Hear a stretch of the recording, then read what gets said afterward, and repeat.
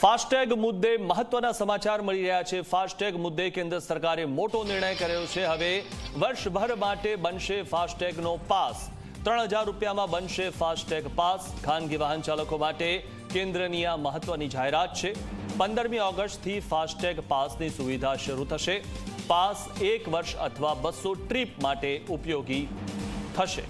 ત્યારે 1 વર્ષ માટે આ પાસ ઉપયોગી થશે અને 1 વર્ષના 3000 રૂપિયા ચૂકવવા પડશે અને આ 3000 રૂપિયા ચૂકવેલો પાસ 365 દિવસ એટલે કે 1 વર્ષ માટે ચાલશે અને તેમાં 200 ટ્રીપ કરી શકાશે।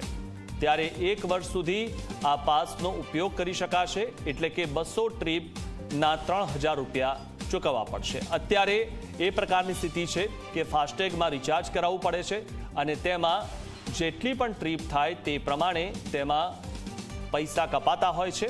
ત્યારે હવે 3000 રૂપિયામાં 200 ટ્રીપ તમે કરી શકો છો અને જે લોકોને વધુ ટ્રાવેલિંગ રહેતું હોય છે તેવા વાહન ચાલકો માટે આ પ્રકારે ફાસ્ટેગ ખૂબ જ ઉપયોગી સાબિત થશે, કારણ કે વર્ષભરના 3000 રૂપિયામાં 200 ટ્રીપ તેઓ કરી શકશે।